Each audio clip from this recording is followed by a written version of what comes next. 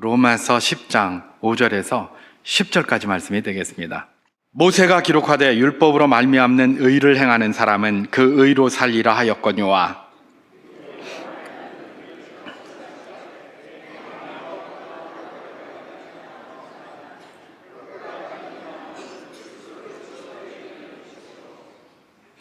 혹은 누가 무저갱에 내려가겠느냐 하지 말라 하니 내려가겠다 하면 그리스도를 죽은 자 가운데서 모셔 올리려는 것이라.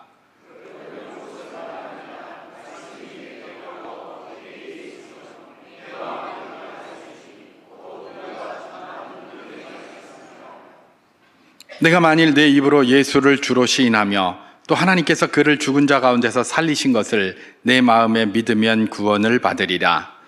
사람이 마음으로 믿어 의에 이르고 입으로 시인하여 구원에 이르느니라. 아멘. 전에 한번 말씀을 드렸습니다마는 오늘 본문과 관련해서 좀 의미가 있다고 생각해서 다시 한번 이야기를 하면서 그렇게 메시지를 시작하겠습니다. 저는 이제 26에 처음 교회를 그렇게 나가게 되었습니다. 군대에서 5년간 이렇게 하사관으로 근무를 하고 또 26에 대학교 1학년을 다니게 되면서 그때부터 이제 교회를 나가게 됐는데 교회를 나간 지 얼마 안 돼서 그 교회에서 성경 퀴즈 대회를 했었습니다. 전에 한번 말씀을 드렸는데 작은 교회였는데 교회 그 본당 그 예배당에 이렇게 중간에 줄을 딱 긋고 퀴즈 내는 거였습니다. 그래서 이쪽을 맞다고 생각하는 사람은 다 이쪽에, 또 이게 맞다고 생각하는 사람은 이쪽에, 뭐 이런 식으로 나눠지는 그런 거 게임 있지 않습니까? 그걸 했는데 그때 전도사님이 우리는 너무나 잘 알고 우리에게는 너무나 쉬운 질문을 그때 하셨어요. 구원은 믿음으로 받는 것이냐 행위로 받는 것이냐, 이런 질문이었습니다. 저는 이제 그때 가만히 생각해 보니까 그냥 믿음으로 가만히 앉아 있으면 그게 뭔가 이제 이런 생각이 들었어요. 그래서 뭔가 우리가 잘해야지, 뭔가 멋지게 해야지 구원받는 거 아닌가, 이제 그렇게 생각을 했죠. 교회 나간 지 얼마 안 됐으니까요. 사실 그때 교회 제가 나간 지가 얼마 안 돼서 또 어느 날 수요 기도회를 이렇게 갔더니 목사님이 사람이 몇 분 없으니까 이 선생이 한번 기도 한번 하세요 그러더라고요. 대표 기도를 한번 하려고 탁 일어섰는데 그 다른 분들이 그렇게 쉽게 하는 기도를요 제가 하려고 일어났는데 이게 너무 어려운 거예요. 하나님 아버지 감사합니다. 그러고 났더니 그냥 앞이 캄캄하고 아무 생각도 안 나요. 그냥 하얗고 그렇더라고요. 제가 말도 잘하는데, 그죠? 뭔 말을 해야 될지 모르고 했고 굉장히 힘들더라고요. 그런 시기에 제가 이제 그런 퀴즈에 참여를 한 겁니다. 참여를 해서 구원은 믿음으로 받습니까? 행위로 받습니까? 이런 질문이 있어서 제가 그래서 저는 행위로 갔습니다. 근데 이렇게 보니까 모든 교인들이 다 믿음으로 다 가는 거예요. 그렇잖아요. 전사님이 이렇게 보니까 저만 이쪽에 행위에 나와 있으니까 아마 좀 굉장히 안 됐겠죠. 왜냐하면 이 세 가족인데 이 세 가족이 거기 가서 떨어지면 어떻게 되겠습니까? 그 기회를 줬습니다. 자, 5번 세겠습니다. 5, 4, 셋, 둘, 하나 이렇게 하는데 저는 계속 그 자리에 있었어요. 다른 사람은 다 저쪽에 있고요. 그러면 제가 얼마나 교만했는지 아시죠? 예. 아니 이렇게 봐서 다 저쪽에 교인들이 다 저쪽에 있고 나만 여기 있으면 내 소신에 대한 의심을 좀 한번 해봐야 되잖아요. 그죠? 근데 뭐 니네는 거기 있든가 말든가 뭐 나는 여기에 있을게 이러고 앉았는 거예요. 지금 생각해 보면 정말 교만했구나라는 사실. 왜 우리가 그러잖아요. 처음에는 이렇다가도 눈치 살살 보면서 저쪽에 사람이 많은 것 같으면 그쪽으로 슬쩍 가잖아요. 하물며 한 사람도 나한테 없는데 나 혼자인데 저쪽에 다 가 있는데 당연히 제가 틀렸을 수도 있다는 질문을 해봐야 될 것 아닙니까? 그런데 이형 목사 얼마나 교만했는지 말입니다. 끝까지 거기 서서 뭘 바짝 들고, 이게 이형입니다. 본시 이형이 이런 인간이었어요. 이렇게 교만하고 말입니다. 자기가 생각한 것이 잘못된 것인지 이걸 빨리 깨달아야 되는데 이 뭘 잘 모르는 이런 자가 소신이 그냥 워낙 강하다 보니까 잘못된 소신으로 그냥 밀어붙이고 있었던 상황이 바로 그 상황이었다라고 그렇게 생각이 됩니다. 그 퀴즈는 우리가 잘 아는 것처럼 믿음이냐, 그 다음에 인간의 행위냐, 다 다시 말해서 하나님의 주권이고 하나님의 은혜냐, 아니면 인간의 책임 부분이냐, 이런 것들을 설명하기 위해서 우리 교회에서 많이 배우는 그런 내용에 따른 그런 퀴즈였었습니다. 어쨌든 저는 그때 틀렸습니다. 틀리고 굉장히 교만했다는 것들을 깨닫게 되었죠.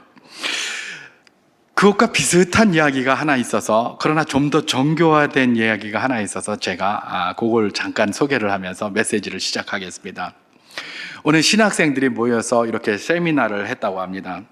신학생들이 여러 신학교에서 오다 보니까 다양한 신학적인 배경이 있는데, 특별히 이제 그때 그 세미나의 주제는 뭐냐면, 이 개신교의 신학적인 양대 산맥이 있습니다. 그 양대 산맥이 하나는 칼빈주의고 다른 하나는 알미니안주의라는 겁니다.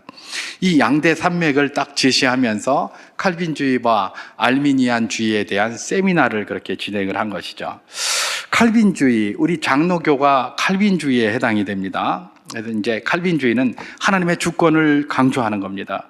뭐든지 하나님이 다 하신다, 하나님의 주권이다라는 것이고, 알미니안주의도 하나님의 주권을 인정하지만 그러나 인간의 책임이 굉장히 중요하다라는 것에 대해서 더 강조점을 둡니다. 그러다 보니까 조금 잘못된 방향으로 많이 나가는 그런 경우도 있는데, 예를 들면 감리교 같은 데가 알미니안주의를 그렇게 채택하고 있습니다. 그래서 사람이 뭔가 더 하는 것, 그래서 심지어 구원에 이르기까지도 사람이 뭔가 하는 것에 대해서 협력을 해 나간다, 이런 식의 이야기들도 하기도 하고 그러는데, 어쨌든 이게 이제 칼빈주의와 알미니안주의입니다. 그래서 세미나 강사가 칼빈주의를 설명하고 알미니안주의를 쭉 설명을 한 다음에 거기 신학생들이 모였으니까 이제 우리가 토론을 해야 될 그런 시간인데, 칼빈주의는 이쪽, 알미니안주의는 이쪽으로 좀 나눠서 그룹을 지어라, 이제 이렇게 했습니다. 그랬는데 다른 신학생들이 다 지었는데 중간에 한 신학생이 이렇게 있다가 여기도 못 가고 저기도 못 가고 주춤주춤하면서 이리 갈까 저리 갈까 이러고 있더랍니다. 그래가지고 세미나 강사가 뭐라고 얘기를 하냐면, 어이, 자네 빨리 두 그룹 중에 한 그룹에 빨리 들어가라. 그래야 빨리 진행을 하지. 네가 그거 안 들어가고 있으니까 진행이 안 된다, 그냥. 이렇게 한 겁니다. 그러니까 이 친구가 어디를 제일 먼저 갔느냐? 칼빈주의 그룹에를 먼저 딱 들어갔답니다. 칼빈주의 그룹에 딱 들어갔더니 칼빈주의 그룹에서 이 친구한테 질문을 하는 겁니다. 당신은 왜 일로 왔느냐? 라고 질문을 했어요. 그랬더니 이 친구가 뭐라고 이야기를 하느냐? 내가 칼빈주의인지 알미니안주의인지 가만히 생각해 보니까 아무리 생각해도 칼빈주의가 더 성경적인 것 같아서 이것으로 오게 되었다, 이렇게 얘기를 합니다. 그랬더니 그 칼빈주의 그룹에서 뭐라고 대답을 하느냐? 굉장히 칼빈주의적으로 대답을 했어요. 우리는 스스로 결정해서 온 사람은 받아주지 않습니다. 모두가 하나님의 섭리 가운데 이렇게 우리가 움직여서 여기까지 온 것이지, 내가 더 성경적인 것 같아서 스스로 결정해서 온다? 당신은 우리 그룹에 맞지 않습니다. 가십시오. 이렇게 한 거예요. 그래서 이 신학생이 또 나와가지고, 그럼 어디 가노? 갈 데가 이제 저기 하나밖에 없지 않습니까? 이게 이제 알미니안 쪽으로 이제 갔어요. 그랬는데 알미니안이 가만히 있는 게 아니라 그 그룹에서 질문을 하는 겁니다. 당신은 왜 저쪽으로 가는 것 같더니 일로 왔느냐라고 질문을 했더니 이 친구가 뭐라고 또 대답을 했느냐? 그래, 내가 저기 갔더니 안 받아주더라. 그래서 이게 하나님의 뜻인 줄 알고 내가 이쪽으로 왔다, 이렇게 한 거예요. 그랬더니 이 알미니안 쪽에서 뭐라고 얘기를 했다고요? 우리도 당신 받아줄 수 없습니다 라면서 굉장히 그 이유를 알미니안적으로 대답을 했습니다. 뭐라고 얘기를 하냐면, 이 알미니안 그룹, 우리 그룹은 자율적인 의사를 결정한 사람들이 오는 곳이지, 할 수 없어서, 저쪽에서 안 받아줘서 할 수 없어서 하나님의 뜻이라고 생각하고 온 사람들은 우리 그룹에 맞지 않습니다, 이렇게 하면서 안 받아줬다는 겁니다. 이 바보 같은 친구 그냥 처음부터 아무 데 딱 들어가면 되는데 말입니다. 이리 갈까 저리 갈까 왔다 갔다 하다가 여기도 못 받아들이고 저기도 못 받아들이고 이렇게 된 건데요. 어쨌든 이것은 그야말로 극단적인 신학계에 있어서, 이 개신교 신학에 있어서 양대 산맥의 극단적인 면을 이렇게 드러내면서 이렇게 아주 재미있게 만든 그런 이야기라서 제가 소개를 합니다만은, 한쪽을 너무 강조를 하면 뭡니까? 칼빈주의 그룹에서는 모든 게 다 하나님의 주권이고, 그러니까 이거 뭐 사람의 여지가 없다, 무조건 뭐 다 하는 거다 라면서 그렇게 얘기를 하고, 또 이쪽에는 뭐예요? 사람의 책임을 너무나 강조하면서 이렇게 막 부딪히고 있는 것이 바로 무엇입니까? 이 양대 산맥에 있어서의 그런 부딪힘을 이런 이야기로 잘 만들어낸 그런 것임을 우리가 알게 됩니다. 우리는 장로교고 저도 장로교 목사입니다. 그렇기 때문에 칼빈주의 입장을 따라서 하나님의 주권을 강조하고 또 그것을 설교하고 그것을 믿고 따르는 그런 사람이에요. 그러면 알미니안주의는 잘못된 것인가? 다 내버려야 될 것인가? 그런 것들은 성경적이지도 않고 성경에 맞지도 않는 것인가? 우리가 이런 질문을 한번 해볼 필요는 있습니다. 분명히 성경은 보면 칼빈주의적인 게 맞는 것 같아요. 제가 그래서 장로교 목사가 됐잖아요. 저는 침례교에서 침례를 받은 사람이에요. 근데 장로교 신학교, 우리 고려신학대학원을 가서 신학을 공부해 보니까 정말 장로교의 따르는 그 신학, 이 개혁주의 신학이 굉장히 성경적이에요. 그래서 그 사람이 고백했던 것처럼 자기가 아무리 생각해봐도 칼빈주의가 성경적인 것 같아서 일로 왔다라는 그 고백이 맞아요. 저도 그렇게 막 믿고 그렇게 고백을 합니다. 그러면 알미니안주의는 그럼 어디서 나온 건가? 그거는 뭐 땅속에서 솟아오른 건가? 아니면 하늘에서 떨어진 건가? 그거는 어디서 나왔는가? 그것도 성경에서 나온 거예요. 그것도. 다시 말해서 성경은 어떤 모양으로든, 물론 비중의 차이는 있어요. 어떤 모양으로든 하나님의 주권을 강조하고 여전히 인간의 책임도 강조하고 있다는 겁니다. 근데 성경을 이렇게 읽다 보면 이것이 조금 어느 하나를 도외시하는 것과 같은 그런 느낌이 굉장히 많이 들 때가 있어요. 근데 사실은 이건 성경뿐만 아니라 예수님이 이렇게 말씀하신 것에서도 잘 드러나요. 예수님께서 뭐라고 얘기를 하셨습니까? 산상보훈을 이렇게 가르치시면서 너희가 율법에서 이렇게 배웠지만 나는 너희에게 이르노니 라고 하면서 율법을 해석을 하셨어요. 그랬더니 이 사람들이 보더니 저것 율법을 폐하러 온 자다 이러는 거예요. 자기들이 알고 있는 것과 다르게 얘기를 하니까 율법을 폐하러 온 자다 이렇게 했을 때 우리 주님께서 뭐라고 얘기를 하셨죠? 나는 율법을 폐하러 온 것이 아니라 완전케 하러 왔다 이런 이야기입니다. 그 당시에 그 사람들이 가르치던 율법은 하나님이 주신 율법인데 그 율법을 판단하는 기준을 누구에게 둔 겁니까? 자신에게 둔 거예요. 그러니까 우리가 할 때는 이게 맞다 그러면서 그걸 자신에게 두고 평가를 하다 보니까 예수님이 딱 보시니까 아니거든요. 그러니까 하나님의 기준으로 재해석을 해준 거예요. 그런데 자기 기준으로 하다 보니까 저건 율법을 폐하러 왔구나 이렇게 얘기를 하는 거고, 예수님은 뭐라고 얘기를 하시는 겁니까? 나는 폐하러 온 게 아니라 그 율법도 선하고 아름답지만 내가 하나님의 기준으로 재해석해서 완전하게 하려고 온 거지 폐하러 온 게 아니다, 그렇게 이야기를 하시는 것이죠. 인생은 항상 이걸 이야기를 하면 저거는 안 하는 줄 알고 저거는 거부하는 줄 알아요. 왜냐하면 사람은 죄된 본성을 가지고 있거든요. 그러니까 흑백 논리에 아주 민감하고요, 이분법적인 삶에 아주 민감합니다. 그래서 이거다 그러면 저건 아니다라고 생각하고 저거다 그러면 이건 아니다라고 생각을 해요. 이런 게 우리가 가지고 있는 죄된 본성 속에서 인간에게 드러나는 아주 그런 모습들인 것을 볼 수가 있습니다. 그러면 지금도 그러잖아요. 어떤 것이 있으면 막 무자르듯이 그냥 두부 모자르듯이 딱 자르려고 그래요.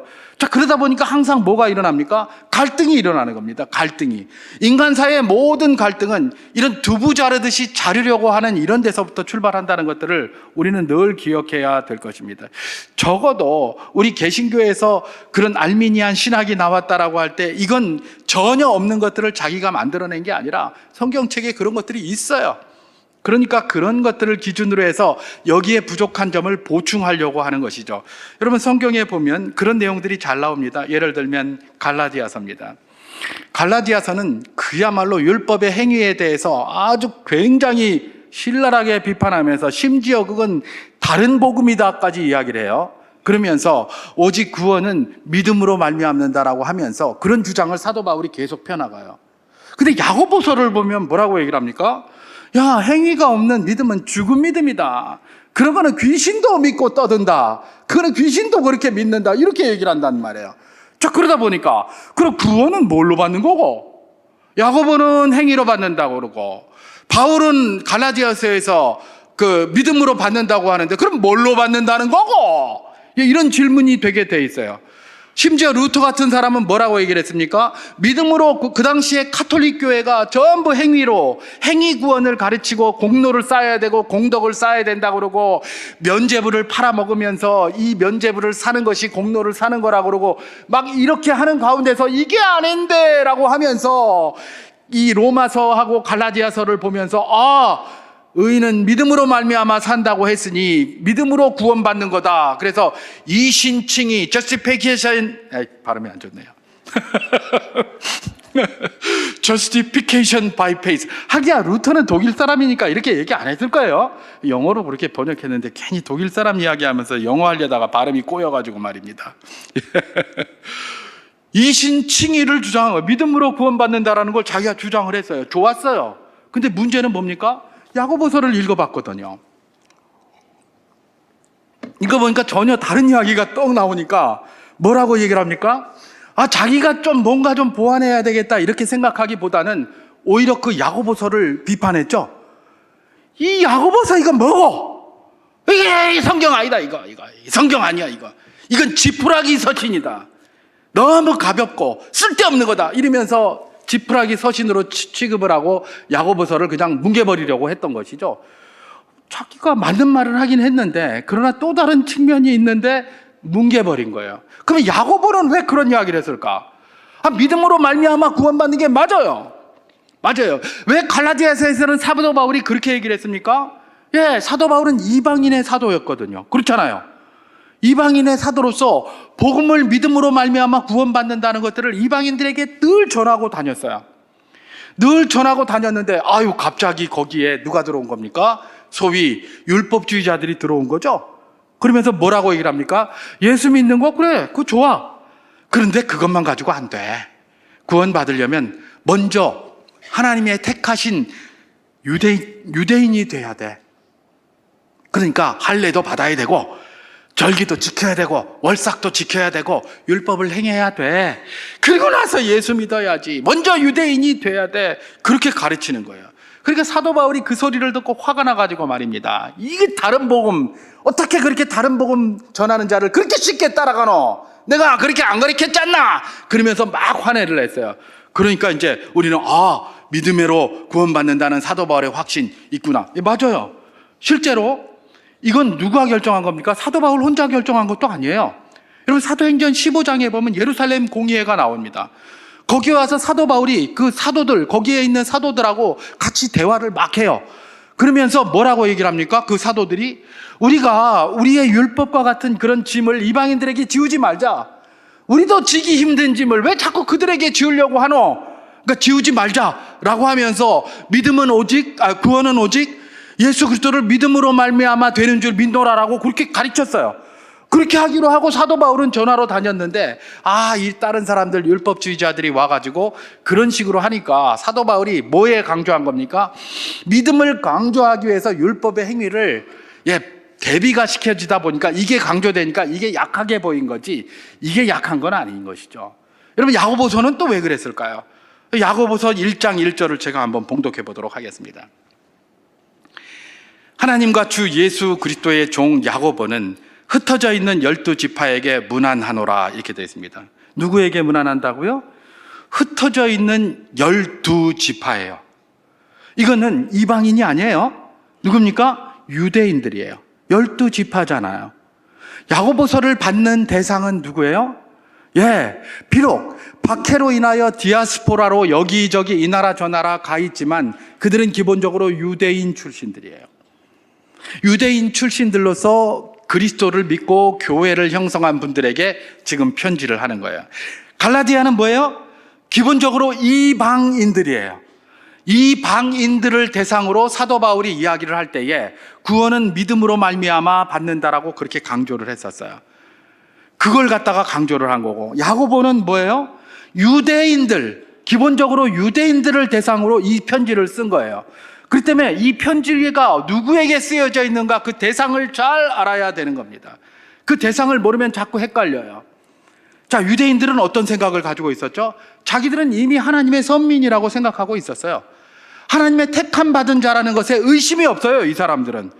그래서 다 자기 유대인이 아니면 다 뭐예요? 이방인들은 다 지옥의 땔감이라고 생각했다니까. 자기들만 선택받은 사람으로 생각했잖아요. 그러니까 이방인들은 다 지옥의 땔감으로 생각하고 있는 그런 유대인들에게 있어서 뭐 내가 뭐 하나님의 주권, 하나님의 선택 말할 필요가 없어요. 그들에게 그건 익숙해요. 당연해요. 그것에 대해서 의문하는 사람 한 명도 없어요. 그런데 지금 야고보가 질문을 하는 건 뭡니까? 니네들이 그런 거 맞지? 맞는데 왜 회당에서 굶어서 그 밥도 제대로 못 먹고 있는 네 형제가 거기 있는데 왜 자랑할 데가 없어서 회당에 와서 금가락지 끼고 귀걸이하고 자랑질하고 돌아다니느냐? 그 질문을 하는 거예요. 그 질문을. 너희가 택함 받은 사람 맞다. 선택받은 사람 맞다. 근데 중요한 것은 선택받은 사람이 왜 선택받은 사람처럼 안 사노? 선택받은 사람처럼 살아야 될 거 아이가? 그 질문을 하는 거예요.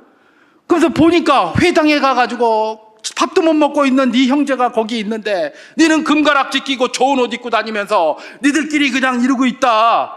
그게 하나님 앞에 택함 받은 사람들의 생동이냐? 그 질문을 하는 거예요. 그러면서 그렇게 사는 너희 믿음은, 너희가 그 하나님의 선택받았다는 그런 믿음은 죽은 믿음이다. 귀신들도 그런 믿음은 가지고 있다. 이건 뭐예요? 너네들이 뭐 믿음이 뭐 필요 없다 이런 말이 아니죠.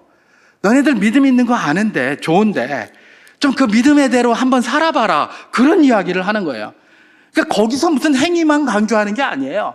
여전히 그들은 하나님의 택함 받은 백성이라는 걸 다 인정하고 있으니까 그러면 그 택함 받은 사람이라면 이렇게 살아야 될 거 아이가? 라고 바로 그 이야기를 하고 있는 것입니다. 그렇습니다. 성경은 주로 하나님의 주권에 대해서 대부분 이야기를 합니다. 그러나 인간의 책임에 대해서도 간과하지 않고 도외시하지 않습니다. 인간의 책임도 있어야 된다라고 이야기를 하는 겁니다. 그래서 제가 오늘 메시지의 제목을 하나님 100%, 사람 100% 이렇게 쓴 겁니다. 하나님이 뭐 100% 합니다. 모든 것들을 다 주관하십니다. 그러나 그렇게 은혜를 입은 인간에게도 하나님이 요구하신 건 뭐예요? 100%를 요구하세요. 100% 순종을. 그래서 하나님이 뭘 주신 겁니까? 율법을 주신 거예요. 그러니까 율법을 갖다가 100% 순종을 해야 되는데 이 인간이 이걸 잘 못해요. 여러분, 우리가 성경에서 의롭다고 이야기를 합니다. 의롭다는 말이 뭘까요? 하나님과 사람 사이에 계약을 맺었어요. 약속을 했어요. 그런데 그 약속을 약속대로 잘 지키는 걸 하나님은 의롭다고 하시는 거예요. 우리 하나님은 아브라함하고 약속을 하셨어요. 아브라함하고 약속을 하셔서 아브라함에게 약속하신 걸 충실히 지키셨어요. 그래서 우리 하나님은 의로우신 하나님이에요. 근데 인간 아브라함은 연약해요. 그러다 보니까 넘어지기도 하고 자빠지기도 하고 뭐 여러 가지 부족한 게 많아요. 그럼에도 불구하고 하나님은 약속하셨기 때문에 그 약속을 이루어 가시는 분이에요. 그래서 하나님은 의로우신 분이에요. 우리의 행위가 어떻든, 우리가 뭐든 간에, 우리가 얼마나 잘못하든 간에 상관없이 우리에게 복 주시마 약속하신 그 약속이 있어서 그 약속대로 우리를 인도하시기 때문에 하나님은 의로우신 분이에요. 그러면 그 약속을 받은 우리도 똑같이 반응을 해야 되는데 그것 잘 못하는 거예요. 잘 못하니까 인생은 뭐예요? 불의한 자가 되는 거예요. 그럼 왜 하나님은 인간이 지키지도 못할 율법을 주시고 불의한 자로 이렇게 서게 하셨는가? 하나님이 그렇게 주시고 나서 100%를 다 요구하시는데 우리가 못하는 걸 잘 알기 때문에 피할 길을 주셨죠. 그 피할 길이 뭡니까? 바로 우리 주 예수 그리스도라는 거예요. 예수 그리스도께서 오늘 본문 10장 4절에 나오는 것처럼 율법의 마침 모든 율법을 이루셨어요. 인생이 할 수 없는 거를, 그 율법의 의를 예수님이 이루하셨다는 거예요. 다 이루셨다는 거예요. 그러니까 오늘 그래놓고 우리에게 뭘 요구하는 겁니까? 예수께서 너희를 위하여 그렇게 율법의 의를 완성했다는 것들을 믿으면 예수가 완성하신 그 율법의 의가 누구에게로? 우리에게로 들어온다는 거예요. 그래서 그걸 뭐라고 한다? 믿음으로 말미암는 의다라고 설명하고 있는 것입니다. 오늘 본문에 보면 여전히 이 의롭다함을 받고 구원을 받는 것은 하나님의 주권이다라는 것들을 오늘 본문에서 설명하고 있는데, 오늘 본문 로마서 10장 5절에서 7절까지 말씀을 제가 한번 다시 봉독해 보도록 하겠습니다. 모세가 기록하되 율법으로 말미암는 의를 행하는 사람은 그 의로 살리라 하였거니와 믿음으로 말미암는 의는 이같이 말하되 내 마음에 누가 하늘에 올라가겠느냐 하지 말라 하니 올라가겠다 하면 그리스도를 모셔 내리려는 것이요, 혹은 누가 무적행으로 내려가겠느냐 하지 말라 하니 내려가겠다 하면 그리스도를 죽은 자 가운데서 모셔 올리려는 것이라. 이렇게 기록합니다. 자, 율법으로 말미암는 의는 그것을 지킴으로 살 수 있다라고 이야기를 했다고, 모세를 통해서 이야기했다고 했습니다. 이 말은 뭐냐 하면, 모세가 신명기 30장에 보면 그런 이야기를 했어요. 율법을 지키는 게 힘든 게 아니다. 굉장히 쉽다. 율법을 받으려고 하늘에 올라갈 필요도 없고, 율법을 받으려고 저 바다 끝에 갈 필요도 없다. 율법 이미 내가 다 받아다가 니네들한테 주지 않았느냐? 시내산에서. 그게 내 마음에 있고 내 입에 있으면 너는 율법을 행할 수 있으니 너무 어렵게 생각하지 말아라 라고 그렇게 얘기를 했거든요. 그러니까 이 사람들은 그걸 받으려고 산에 올라갈 필요도 없고 바다 끝에까지 갈 필요도 없었어요. 근데 이 사람들이 항상 주장하는 게 뭐예요? 뒤에 가서 우리는 그걸 받으려고 산꼭대기에 올라가야 된다는 거예요. 우리는 그걸 받으려고 바닷가에 가야 된다는 거예요. 그러면서 뭐라고 얘기를 합니까? 야, 누가 빨리 저 하늘에 올라가가지고 하늘에 올라가서 율법 좀 받아와라. 누가 저 바다 끝에까지 가서 율법 좀 받아와라. 자꾸 그런 걸 요구한다는 거예요. 그게 모세가 가르친 것을 가지고 자기가 기준이 돼서 소위 말해서 율법의 의라고 하고 율법으로 말미암는 의라고 표현된 겁니다. 자기가 기준이 돼서 그렇게 요구를 하는 거예요. 왜 사도 바울은 뭐라고 얘기를 합니까? 그건 율법으로 말미암는 의고 믿음으로 말미암는 의는 뭐다? 그게 아니라는 겁니다. 누가 하늘에 올라가서 그리스도를 모셔 내려와라 그랬더니 그렇게 할 필요가 없다는 겁니다. 이게 믿음으로 말미암는 의예요. 누가 저기 음부에 내려가서, 스올에 내려가서, 지옥에 내려가서 그리스도를 모셔 올라와야 되지 않겠느냐? 그렇게 할 필요가 없다는 겁니다. 그게 믿음으로 말미암는 의라는 겁니다. 왜요? 이미 우리 주님께서는, 우리가 그거를 이제 며칠 후면 이제 같이 절기를 지키면서 감사를 드리게 될 텐데, 이미 성육신 하셔서 땅에 내려오셨어요. 그러니까 그리스도를 모셔 내리려고 하늘에 올라갈 필요가 없어요. 그죠? 그리고 이미 그리스도께서는 죽으셨다 부활하셨어요.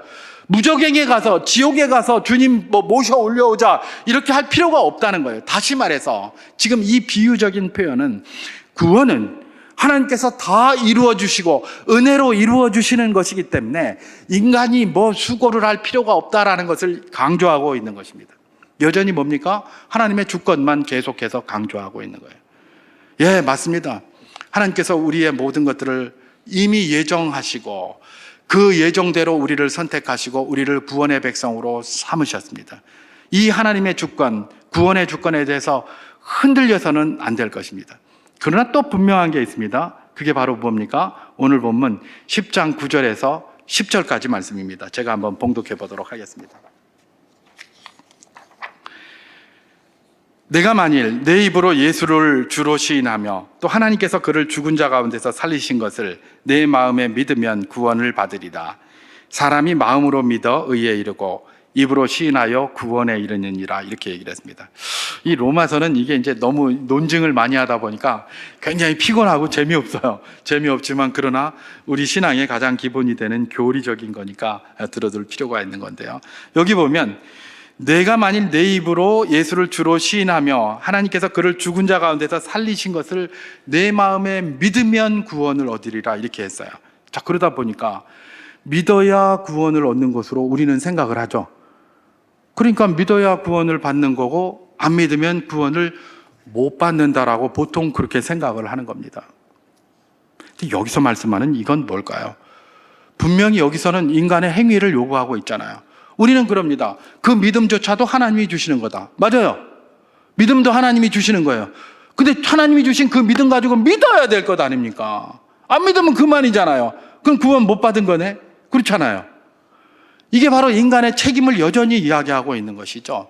예, 심지어 로마서에서도 하나님의 주권만 이야기를 하는 것이 아니라 인간의 책임도 이야기를 하고 있어요. 그러면 여기서 말하는 내가 믿으면 구원을 받으라는 건 뭐예요? 하나님께서 구원을 안 주시다가 네가 믿으면 그걸 보고 구원을 주신다? 그런 의미일까요? 예, 이게 우리가 종종 간과하는 겁니다. 하나님의 주권과 인간의 책임을 이쪽 양극단에 두고 이 구원은 이 어느 언저리에 있다고 생각을 하는 겁니다. 이 어느 언저리에 있다고 생각하는 거예요. 그래서 그 중간에 어디에서 하나님과 사람이 합력해서 뭘 이루어내는 구원처럼 그렇게 생각을 하는 거예요. 그거는 카톨릭 신학이에요. 로마 카톨릭 신학이고, 예, 그런 것이죠. 그러면 뭡니까? 예, 알미니안도 그런 이야기를 합니다. 그러나 우리는 어떻게 얘기를 합니까? 이거 언저리, 이쪽 끝에 있는 중간에 어느 언저리에 하나님의 뜻이 있는 것이 아니라 하나님이 다 하신 거예요. 다 하신 거예요. 하나님이 우리 구원을 다 이루셨어요. 그럼 여기서 믿으라는 말은 뭐고, 하나님이 다 하셨다는 그걸 믿으라는 거예요. 하나님이 다 하셨다는 그걸 믿으라는 거예요. 이 믿음이 필요해요. 왜 그렇습니까? 이건 우리를 위한 거지, 믿으라는 것은 하나님이 너희의 믿는 것들을 보고 뭘 한다, 이게 아니고요. 그걸 믿음으로 하나님이 우리를 구원해 주셨다는 확신을 우리가 가질 수 있고, 그걸 믿음으로 하나님이 주시는 사명을 우리가 감당할 수 있는 거예요. 여러분, 우리가 그리스도인들 아닙니까? 그리스도인들도 믿음이 좋은 경우도 있고 믿음이 나쁜 경우, 좋지 않은 경우도 있어요. 어떤 경우에. 그렇지 않습니까? 모든 사람이 믿음이 다 100% 아니지 않습니까? 그렇잖아요. 여기 모든 분들은 주님께서 말씀하시는 바 100%다 믿고 있습니까? 그 순종 100%다 하고 있습니까? 할렐루야. 예. 어떤 사람은 많이 하고 어떤 사람은 덜 하고 하지만 이게 다 차이가 나게 돼 있어요. 이건 뭡니까? 네가 믿음으로 구원받는 다는 말은 이렇게 이해를 하면 좋을 것 같아요. 네가 안 믿으면 구원을 못 받는 게 아니라 네가 하나님을 믿게 되었담으로써 뭐예요? 내가 확신을 갖는 거예요. 이건 하나님을 위해서 하는 게 아니라 나를 위해서 하는 거예요. 내가 그걸 믿음으로 확신하는 거예요. 그래야 하나님께서 베풀어 주시는 여러 가지 사명이나 여러 가지 말씀에 대한 순종할 힘과 동력이 생겨요. 우리가 그렇잖아요. 하나님의 약속의 말씀이 우리에게 믿어지고 막 확신이 생길 때는 없던 힘도 솟아나는데 어느 날 갑자기 힘 빠지고 믿음이 떨어질 때가 있어요. 그럴 때는 뭐예요? 막 만사가 짜증나고 하나님 말씀 뭐라 그러면 귀찮다, 내 해도 안 되더라. 이게 하루 한두 번 경험합니까? 제가 이거 어떻게 잘 알겠습니까? 저 목사지만 그런 경험을 늘 하거든요. 늘 하고 있기 때문에 이런 이야기를 하는 거예요. 믿음으로 의롭다함을 받는다는 그런 것보다는 믿음으로 의롭다함을 우리가 확신하는 거예요. 우리가 하나님께서 우리를 구원해 주셨구나. 그 확신을 하는 거예요. 하나님이 우리를 선택하시고 구원해 주셨어요. 그걸 우리가 믿고 확신하는 거예요. 그래야 힘이 있게 주님이 주신 믿음의 삶을 살아갈 수가 있는 거예요. 주님이 주신 은혜를 바라볼 수 있는 거예요. 하나님께서 우리에게 뭘 해주시는데 이게 우리가 믿음이 없으면 이게 하나님이 한 건지 누가 한 건지 잘 몰라요. 잘 모르니까 자꾸 딴짓한단 말이에요. 여러분, 우리가 종종 제가 인용을 하기도 합니다마는 이와 관련해서 에스겔서 36장 5절에서 37절까지 말씀을 읽어볼 필요가 있습니다. 제가 한번 봉독해 보겠습니다.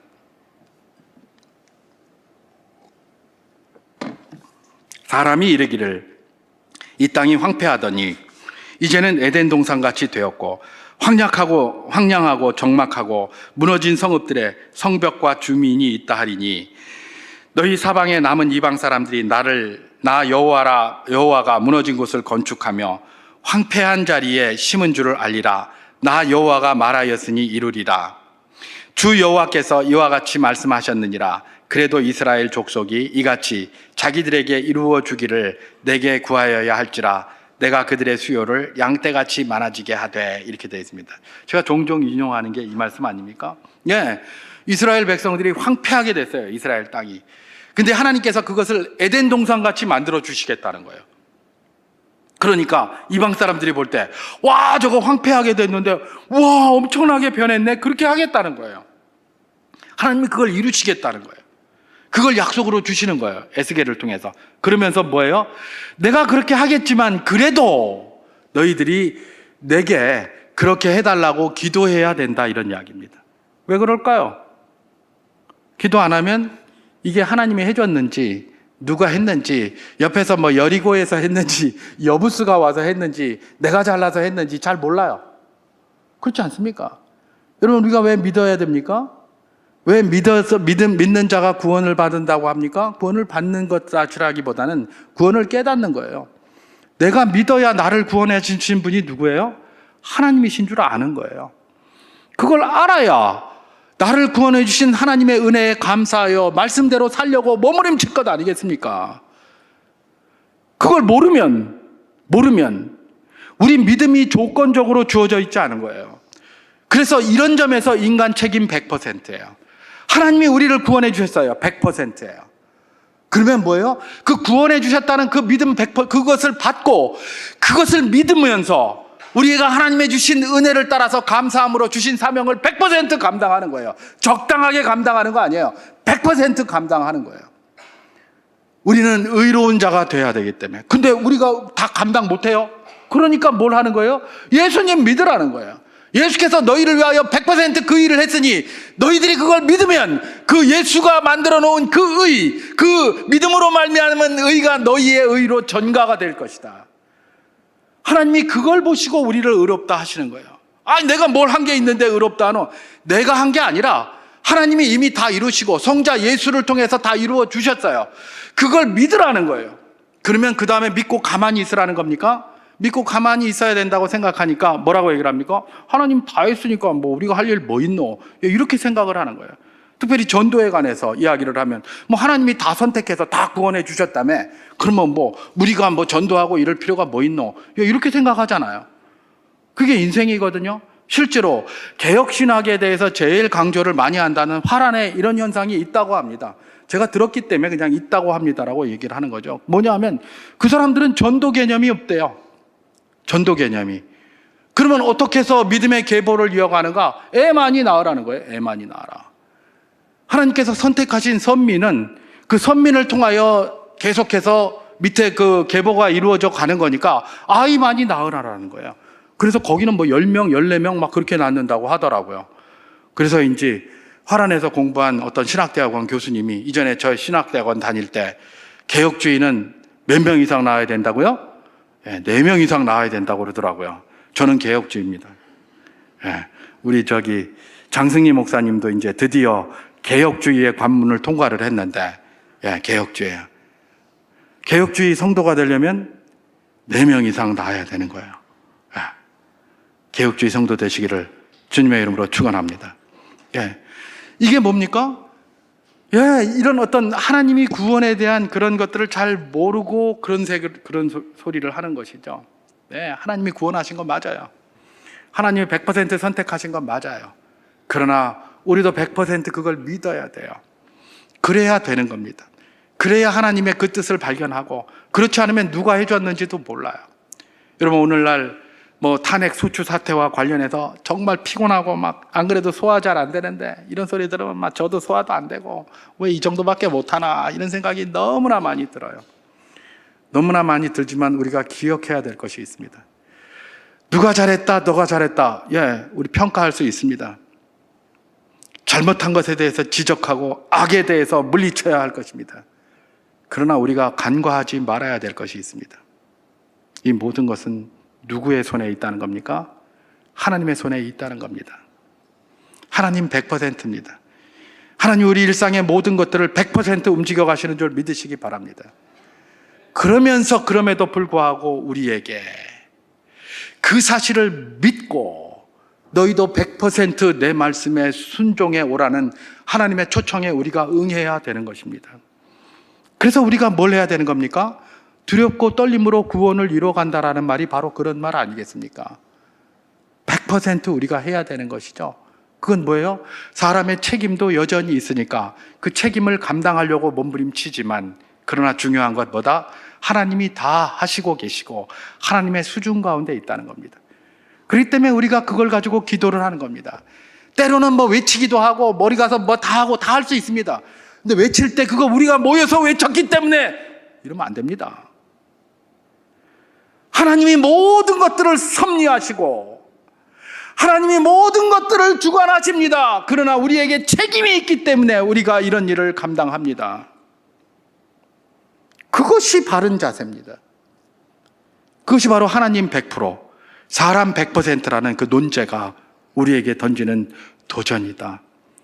하나님이 모든 것 다 아시지만 여전히 우리에게도 예수 그리스도의 장성한 분량이 충만한 데까지 이르도록 요청하고 계십니다. 2024년 2주 남았는데 그 2주 남은 기간 동안에 부족하나마 그 길을 향하여 걸어가는 복된 분들 될 수 있기를 주님의 이름으로 축원합니다. 2025년도도 여전히 마찬가지로 주께서 우리에게 은혜를 베풀어 주시고 구원해 주셨다라는 그 감격 속에서 그 은혜에 감사하면서 예수 그리스도의 장성한 분량이 충만한 데까지 내가 최선을 다하여 믿음으로 그걸 믿고 수고하겠습니다라고 결단하면서 나가는 복된 분들 다 될 수 있기를 우리 주님의 이름으로 축원합니다.